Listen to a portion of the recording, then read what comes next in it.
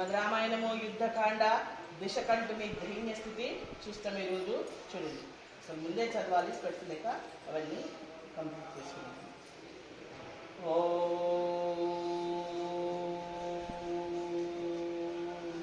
శ్రీ శ్రీ పద్మావతి గోదా సమేత శ్రీ జ్ఞాన వెంకటేశ్వర స్వామి పాద పద్మాలకు మనమందరం కూడా నమస్కారం చేస్తూ ఈ భాగ్యాన్ని మనకు కలిగించినందుకు ఆయనకి ఎప్పుడు కూడా మనము నమస్కరిస్తున్నాం. ఎందుకంటే అందరికీ సాధ్యమయ్యే పని కాదు రామాయణం వినడం. నేను మొన్ననే చెప్పినాను భీష్మ ఏకాదశి రోజు రెండు భగవంతుని ముందు పెట్టుకొని చెప్పినవి నాకు తెలియక ఉంటే ఉండొచ్చు. ఒకటి విష్ణు సహస్రనామము భీష్ముడు చెప్తూ ఉంటే శ్రీకృష్ణుడు ముందు ఉన్నాడు. రెండవది శ్రీమద్ రామాయణము లవకుశులు గానం చేస్తూ ఉంటే రామచంద్రుడు ముంగట కూర్చొనే ఉన్నాడు. అది అందుకనే నేను భీష్మ ఏకాదశి కూడా చాలా మాట్లాడాను దాని గురించి. అట్లాంటి గ్రంథాలు ఏం కావాలన్నా మనకు ఇంకేది అవసరం లేదు. ఇది భాగ్యం ఇస్తుంది భగవంతునికి. అందుకే మనం కృతజ్ఞతగా ఉండాలి. శ్రీరామ జయ రామ జయ జయ రామ, శ్రీరామ జయ రామ జయ జయ రామ, శ్రీరామ జయ రామ జయ జయ రామ, శ్రీరామ జయ రామ జయ జయ రామ, శ్రీరామ జయ రామ జయ జయ రామ, శ్రీరామ జయ రామ జయ జయ రామ. ఓం శ్రీరామచంద్ర పరబ్రహ్మణే నమః. ఓం శ్రీకృష్ణ పరబ్రహ్మణే నమః. ఓం శ్రీ గురుభ్యో నమః. కుంభకర్ణుడు అక్కడ మనము కుంభకర్ణుడు మరణించాడని రాక్షసులు రావణునితో చెప్పారు. యుద్ధ భూమిలో గొప్ప ప్రతాపాన్ని చూపించి అనేక మంది వానర వీరుల్ని సంహరించి భక్షించి చివరికి రాముని బాణాలకు గురి అయి మాంసపు ముద్దల రణభూమిలో మిగిలిపోయాడని రాక్షసులు చెప్పగానే రావణుడు దుఃఖితుడై మూర్ఛిల్లాడు. చూడండి, అలా ఆయనను అసలు ఒక్కొక్కటి వీక్ చేస్తా ఉంది. నానా స్వర్ణ ప్రాకారం లంకను వివరించినాం కదా సుందరకాండలో. స్వర్ణ ప్రాకారం బ్రతికినన్ని రోజులు చాలా వైభవంగానే బ్రతికిండు. కానీ చనిపోయే దశ దగ్గరికి వస్తుంటే కృంగి కృషించిపోతుంది. అది అధర్మ ఫలితాలు ఆ విధంగా ఉంటాయి చెప్తుంది ఇక్కడ. పిన్న తండ్రి మరణించాడని తెలిసి దేవాంతకుడు, నరాంతకుడు, త్రిశరుడు, అతికాయుడు దుఃఖముతో విలపించారు. సవతి తల్లి పుత్రులైన సహోదరుడు, మహోదరుడు, మహాపార్షుడు కూడా దుఃఖించారు. రావణుడు మోర్చ నుండి చేరుకొని, అయ్యో మహావీర, శత్రు సంహారక, మహాబల కుంభకర్ణ, నన్ను విడిచిపెట్టి వెళ్ళావా నాయన? నా మనోక్లేశాన్ని తొలగించకుండానే వెళ్ళిపోయావా? బంధువుల కన్నిటిని తుడుస్తావనుకున్నానే, నీవే నిన్ను తుడిపేసుకున్నావా, చెడిపేసుకున్నావా, నన్ను ఒంటరి వాణ్ణి చేసేసావా తమ్ముడు అని ఏడుస్తూ ఉన్నాడు రావణాసురుడు. విపరీతంగా ఏడుస్తున్నాడు. ఎందుకని? ఆయన నుంచి చాలా ఎక్స్పెక్ట్ చేసింది కాబట్టి. ఎవరి నుంచైనా మనం ఏదైనా ఎక్స్పెక్ట్ చేస్తే అది రాకపోతే దాని ఫలం దుఃఖం. అదే జరుగుతుంది ఇక్కడ రామాయణంలో. ఇదానిం కల్వాహం నస్మి యస్యా మెదో దాక్షిణో భుజః పతితోయా సమాశ్రిత్యాన బిబేమి సురాసురాత్. దేనిని ఆశ్రయించుకొని నేను సురాసురుల నుండి భీతి చెందడం లేదు. అట్టి నా కుడి భుజం పోయింది, ఇక నేను ఉన్నా లేనట్లే. ఎప్పుడైతే కుంభకర్ణుడు వరిగిపోయిండో ఇక చాలా బలహీనపడ్డది ఆయన మనసు. ఆహా, కుంభకర్ణుడు అసమాన పరాక్రమవంతుడే. దేవతలే పక్కన నిలువలేరు, దానవుల ముందు నిలువలేరు. అలాంటి మహాబలుని రాముడు సంహరించాడా? వజ్రాయుధం కూడా ఎవరి ముందు నిర్వీర్యం అవుతుందో అట్టి కుంభకర్ణునికి రాముని చేతిలో మరణమా? ఇది తెలిస్తే దేవతలంతా నవ్వుతారు. ఇంకేముంది ఉంటాయి కదా సామెతలు. చూడండి ఎట్లా ఉంది. ఇప్పుడు కూడా ఆయనకి ఇంత జ్ఞానం కలగలేదు నాన్న. జ్ఞానం కలగలేదు అంటే అహం పోలేదు. మొగుడు కొట్టినందుకు కాదని పక్క వాళ్ళు నవ్వినందుకు బాధ అని. చూడండి, తమ్ముడు ఒరిగిపోయిండు. ఏమంటున్నాడు? ఇది తెలిస్తే దేవతలు నవ్వుతారు అంటున్నాడు. చూడండి ఎట్లా ఉంది ఆయన నాలెడ్జ్, చూడు ఎట్లా ఉంది. ఇది తెలిస్తే దేవతలంతా నవ్వుతారు, ఇంకేముంది అని అని వానరులు లంకలో ప్రవేశిస్తారు. నా తమ్ముని చంపిన రాముని వధించకుండా జీవించడం కంటే మరణించడమే ఉత్తరము అని ఆలోచిస్తూ ఉన్నాడు కూర్చొని. రాజ్యేనా నాస్తి మే కార్యం కిం కరిష్యామి సీతయ కుంభకర్ణ విహీనస్య జీవితే నాస్తి మే మతే. నాకు రాజ్యముతో పని లేదు, సీతతో కూడా పని లేదు. ఎందుకు తెచ్చినట్లు? అందుకనే అన్నీ సక్రమంగా ఉన్నప్పుడు మంచి ఆలోచనలు రావడం అదృష్టం నాన్న. మనం పతనానికి పోతూ ఉంటే మంచి ఆలోచనలు రావడము ఒకటి. ఇప్పుడు కూడా ఆయనకు మంచి ఆలోచనలు ఏమి వస్తలేవు. చూడండి, నాకు రాజ్యముతో పని లేదు, సీతతో పని లేదు, కుంభకర్ణుడు లేడు అనగానే నాకు బ్రతుకుపై ఆశ పోయింది. నా తమ్ముడు ఎక్కడికి వెళ్ళాడో నేను అక్కడికి వెళ్తాను. సోదరుని విడిచి నేను బ్రతకలేను. విభీషణుడు చెప్పిన హితవచనాలు నా మనసుకు పట్టలేదు. దాని ఫలితంగా ఈనాడు నాకు దుర్గతి ప్రాప్తించింది. ఇప్పుడన్నీ జ్ఞాపకం వస్తుంది. చేతులు గాలిన తర్వాత ఆకులు పట్టుకొని ప్రయోజనం ఉండదు అంటారు కదా, ఆ విధంగా జరుగుతుంది.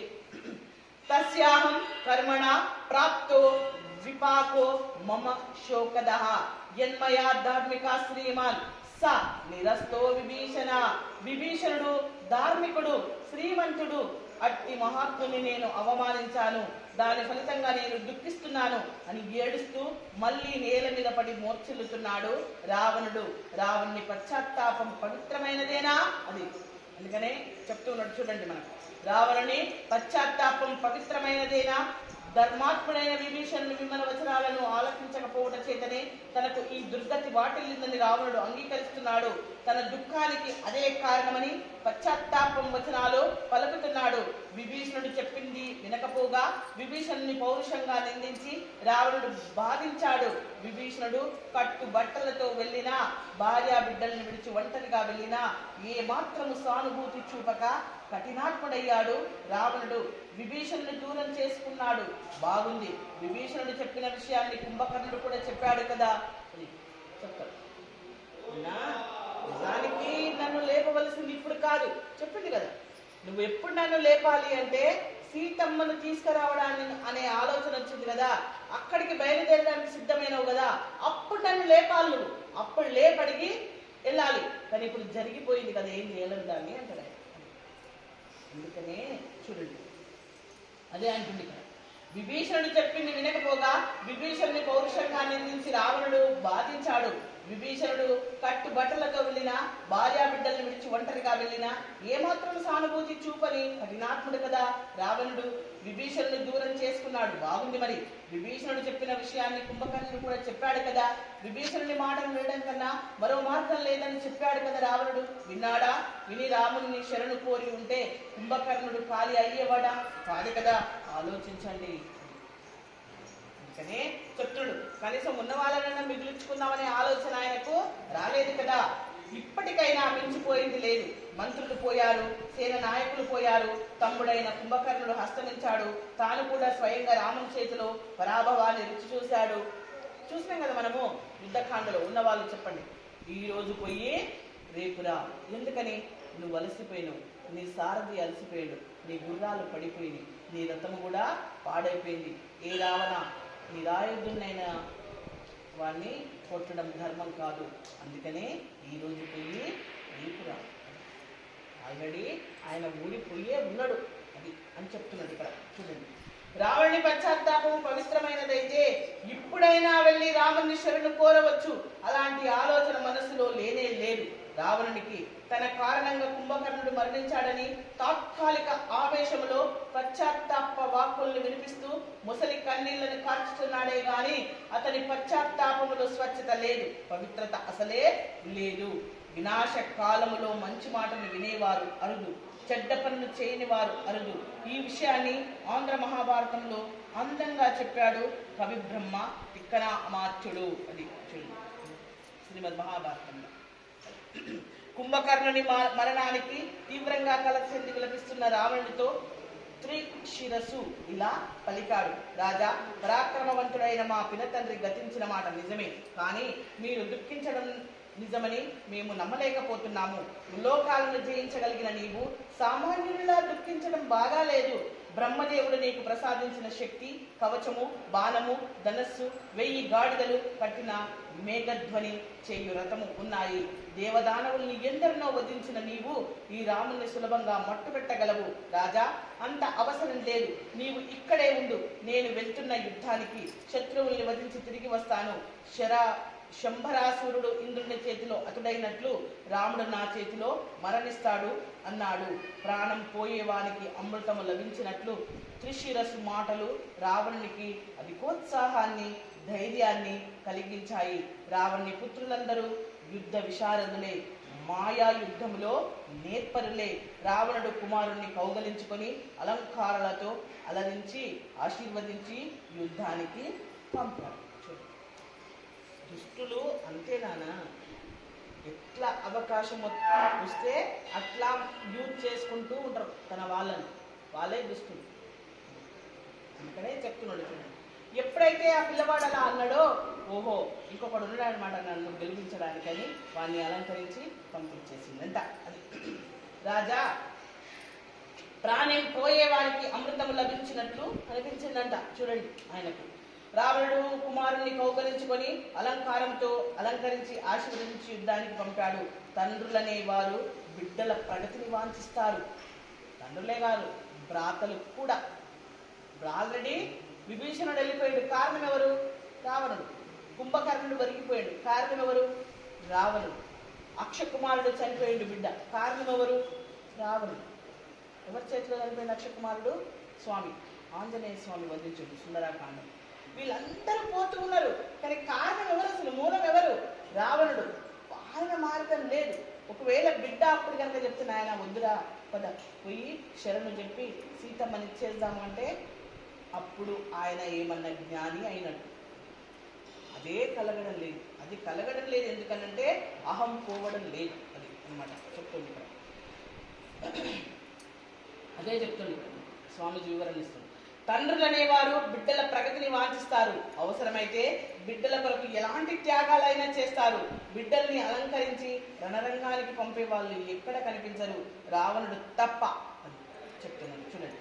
వివాహ మండపములో పూలదండను ధరించిన బిడ్డను చూసి సంతోషించిన తండ్రులను చూసామే గాని బిడ్డ శవాన్ని అలంకరించి ఆనందించే కర్కోటకుల్ని ఎక్కడ చూసి ఉండము. అది రావణుడిలో ప్రత్యేకత. త్రిశరునితో కూడి యుద్ధానికి పోవడానికి సోదరులైన దేవాంతకుడు, నరాంతకుడు, అతికాయుడు నేనంటే నేను అంటూ ఉత్సాహంతో ముందుకు వచ్చారు. తన పుత్రులకు సహాయంగా తమ్ములైన మహాపారుషులను కూడా వెళ్ళమన్నాడు రావణుడు. 6 మంది రాక్షసులు రావణునికి ప్రదక్షిణ నమస్కారాలు చేసి బయలుదేరారు. ఆయుధముల దెబ్బలు బాధించకుండా సుగంధభరితమైన ఔషధాలను, తైలములను దేహాలకు పూసుకున్నారు, రాసుకున్నారు. యుద్ధరంగానికి బయలుదేరి వెళ్లారు. రథారూఢులై, అశ్వారూఢులై, గజారూఢులై వేలాది రాక్షసులు వెంటరాగా వానర సేనను వధించుటకు పెద్ద శబ్దముతో బయలుదేరారు. శత్రువులనైనా వధించాలి లేదా యుద్ధములోనైనా మరణించాలి అని నిర్ణయించుకొని వెళ్ళారు. సింహనాదాలు చేస్తూ యుద్ధ భూమిలో కాలు పెట్టారు రాక్షసులు. రాక్షస సేనను చూసి వానరులు సంతోషముతో ఎగిరి గంతేస్తున్నారు. మళ్ళీ అవకాశము వచ్చిందని భావించి పెద్ద పెద్ద శబ్దాలు చేశారు, మేఘ గర్జనము చేశారు. వృక్షములను, పెద్ద పెద్ద రాళ్లను, పర్వత శిఖరాలను చేత పట్టుకొని రాక్షసుల్ని పీడించసాగారు వానరులు. కొందరు వానరులు ఆకాశములో నిలిచి రాక్షసుల్ని వృక్షాలతో కొట్టి బాధించారు. కొందరు పైనుండి రథాశ్వములపై పర్వత శిఖరాలను పడేసి సంహరించారు. రాక్షస వీరులు కూడా విజృంభించి వానరులను చాలా మందిని వధించారు. రణరంగమంతా రక్తపు పేరులు ప్రవహించాయి. ఎక్కడ చూసినా మృత కలేబరాలే. తెగిపడిన శరీరాల ద్వారా రక్తం కారుతూ ఉంటే కత్తితో కొమ్మను ఖండిస్తే చెట్టు నుండి పాలు పారినట్లు కనిపిస్తున్నారు. రాక్షసులు ఎక్కువగా మరణించారు. వానరులు సంతోషంతో గంతులేస్తూ విజృంభిస్తున్నారు. రాక్షసుల చేతిలోని ఆయుధాలను లాక్కొని వారిని ఆ ఆయుధాలతో చిత్రహింస చేస్తున్నారు వానరులు. నరాంతకుడు క్రుద్ధుడై వానర సైన్యముపై విరుచుకపడ్డాడు. మహాసముద్రములో పెద్ద తిమింగలము ప్రవేశించినట్లు వానర సైన్యములో సముద్రంలోకి ప్రవేశించాడు. వందలాది వానరులను తాగేశాడు. కొన్ని నిమిషాలలో నరాంతకుడు వానర వీరుల్ని భయంకరంగా పీడించాడు. వానరుల దేహాల్ని వధించి కుప్ప పోసేశాడు. ప్రసావి చేత పట్టుకుని 700 మంది వానరులను శీఘ్రంగా వధించాడు. వాలిపోతూ ఉన్నది ఒక కొండలాగా వానర సేన. అది చూడండి.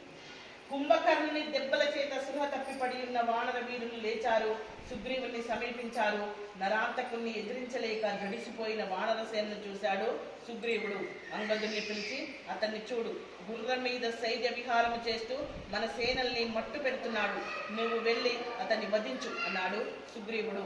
వేగముల మధ్య సూర్యుడు వెడలినట్లు వానర సేన మధ్య నుండి వాయు వేగముతో నరాంతకుణ్ణి సమీపించాడు అంగదుడు.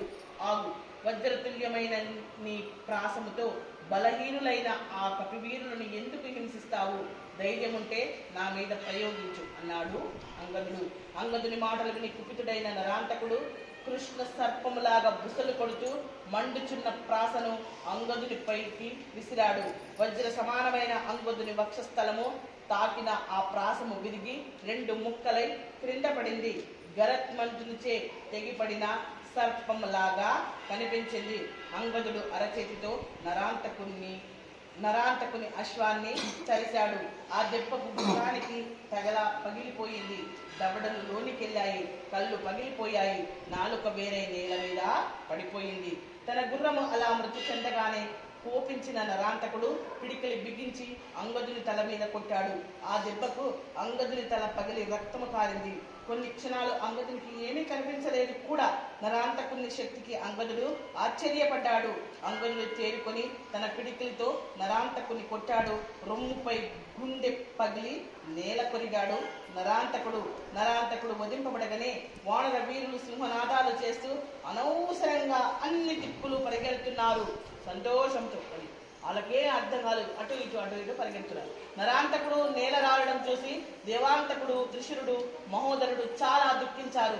నరాంతకుని వధించిన అంగదుని వధించడానికి 3 బయలుదేరారు. దేవాంతకుడు పరిగెను పుచ్చుకున్నాడు. త్రిశిరుడు రథమునెక్కాడు. మహోదరుడు మేఘ సదృశ్యమైన గజాన్నెక్కాడు. ఒకేసారి 3 రాక్షసులు అంగదుని ఎదుర్కొన్నారు. అంగదుడు పెద్ద వృక్షాలతో, పర్వత శిఖరాలతో వారిని ఎదుర్కొని పోరాడాడు. ఒక పెద్ద వృక్షాన్ని మహోదరుని పైకి విసిరాడు అంగదుడు. దాన్ని మధ్యలోనే ఖండించాడు త్రిశిరుడు బాణాలను సంధిస్తూ అంగదుని తీవ్రంగా బాధించాడు. మహోదరుడు ఏనుగును అంగదుని మీదకి తరిమి వజ్రతుల్యమైన తోమారులతో అంగదుని గుండెపై కొట్టాడు.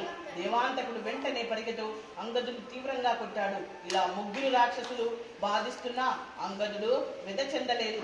అంగదుడు పైకెగిరి మహోదరుడు ఎక్కియున్న పెద్ద ఏనుగును అరచేతితో చరిచాడు. దాని 2 కళ్ళు దేహం నుండి విడిపోయాయి. పెద్దగా గింకరించి ఆ గజము క్రింద పడిన ఏనుగు దంతమును పెరికి ఆ దంతముతో దేవాంతకుని కొట్టాడు అంగదుడు. పెనుగాలికి వాలిపోయే వృక్షములాగా దేవాంతకుడు నేల కొరిగాడు. ఎలాగో తేరుకొని పరిగెతో అంగదుని బలంగా కొట్టాడు. దేవాంతకుడు అంగదుడు మొకాళ్లపై కూర్చొని వెంటనే బంతిలాగా పైకి లేచాడు. అలా లేస్తున్న అంగదుని నొసటను 3 బాణాలతో కొట్టాడు త్రిశిరుడు. 3 రాక్షసులు ఏకమై అంగదుని బాధించడం చూశాడు హనుమంతుడు. నిలుడు కూడా చూశాడు. నిలుడు ఒక పర్వత శిఖరాన్ని త్రిశిరునిపై విసిరాడు. దాన్ని బాణాలతో చూర్ణం చేశాడు త్రిశిరుడు. దేవాంతకుడు పరిగెను చేత పట్టుకుని హనుమంతుని పైకి ఉరికాడు. హనుమంతుడు పైకెగిరి దేవాంతకుని తలపై పిడికిలితో కొట్టాడు.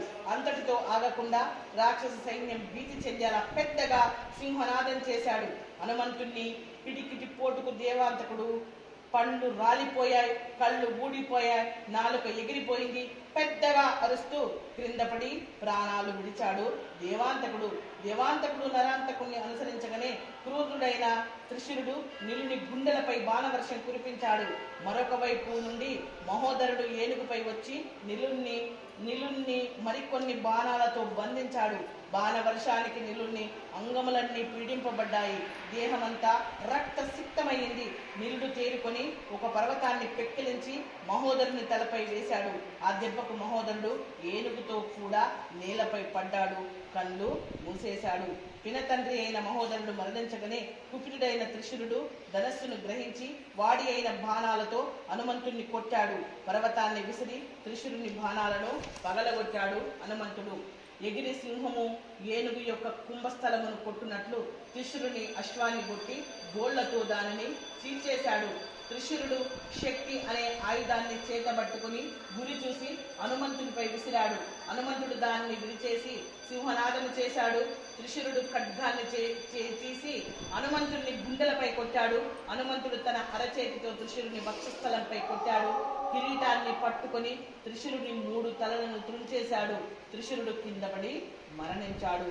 నరాంతకుడు, దేవాంతకుడు, మహోదరుడు త్రిశురుడు మరణించగానే మహాపార్షుడు క్రోధావేశంతో ఊగిపోయాడు. గదను చేతిలో ధరించాడు. వానరుల మీదకి విజృంభించాడు. అది చూసి ఋషభుడు మహాపార్షుని ఎదిరించాడు. మహాపార్షుడు గదతో వృషభుని రొమ్ముపై కొట్టాడు. వృషభుని దేహము నుండి రక్తం స్రవించింది.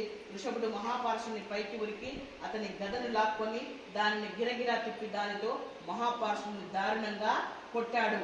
శత్రువులను సంహరించడానికి ఏ గదను మహాపార్షుడు తీసుకొని వచ్చాడో దానితోనే తాను హతుడయ్యాడు. పరులను హింసించాలని చాలా మంది అభిప్రాయపడతారే కానీ అది తమ వినాశనానికి దారి తీస్తుందని గ్రహించలేదు కదా. రావణుని తమ్ముడైన మహాపార్షుడు నేల కొరిగాడు. కళ్ళి ఊరి దూరంగా పడ్డాయి. అది చూచి భీతి చెందిన రాక్షసులు కట్ట తెగిన సముద్రంలాగా పారిపోతున్నారు. వచ్చిన 6 మంది రాక్షస వీరుల్లో 5 మరణించారు. అతికాయుడు ఒక్కడే మిగిలాడు. సోదరులు మరణించారు. పినతండ్రులు పరలోకం చేరారు. రాక్షసులెందరో మరణించారు. వారి రక్తం కాలువలై ప్రవహించసాగింది. ఇదంతా చూసిన అతికాయుని మనసు ఆవేదనతో ఆక్రోశంతో ఊగిపోతూ ఉంది.